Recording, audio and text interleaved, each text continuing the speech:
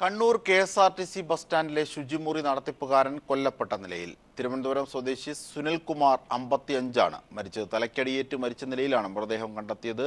അതേസമയം പ്രതികൾ പോലീസിന്റെ കസ്റ്റഡിയിലാണെന്ന സൂചനയുണ്ട്. വിവരങ്ങളുമായി ജോഷ്ല ചേർന്നു. ജോഷ്ല, പിടികിട്ടിയ പ്രതികളെ സംബന്ധിച്ച് എന്തെങ്കിലും വിവരങ്ങൾ, എന്താണ് കൊലയ്ക്ക് പിന്നിലെ ചേതോവികാരം അടക്കമുള്ള വിവരങ്ങൾ പുറത്തെത്തിയിട്ടുണ്ടോ? അജിംഷാദ്, ഇന്നലെ 12 മണിക്ക് ശേഷമാണ് കൊലപാതകം നടന്നത്. തലക്കടിച്ച് കൊല്ലുകയായിരുന്നു. KSRTC ബസ് സ്റ്റാൻഡിലെ ശുചിമുറി ജോലിക്കാരനാണ് കൊല്ലപ്പെട്ട സുനിൽകുമാർ. തിരുവനന്തപുരം സ്വദേശിയാണ്. 55 വയസ്സായിരുന്നു. രണ്ടുപേർ ചേർന്ന് തലക്കടിച്ച് കൊല്ലുകയാണ് എന്ന് ദൃക്സാക്ഷികൾ പറയുന്നു. ദൃക്സാക്ഷികൾ ഒരാൾ നൽകിയ വിശദ വിവരങ്ങളുടെ തുടർന്ന് പോലീസ് രണ്ടുപേരെ കസ്റ്റഡിയിൽ എടുത്തിട്ടുണ്ട്. അറസ്റ്റ് ഇതുവരെ രേഖപ്പെടുത്തിയിട്ടില്ല. ഇവർക്ക് രണ്ടുപേർക്കും ക്രിമിനൽ ബാക്ക്ഗ്രൗണ്ട് ഉള്ളവരാണ്. പല ക്രിമിനൽ കേസുകളിലും പ്രതികളാണ് ഇവർ എന്നാണ് അറിയാൻ കഴിഞ്ഞിട്ടുള്ളത്.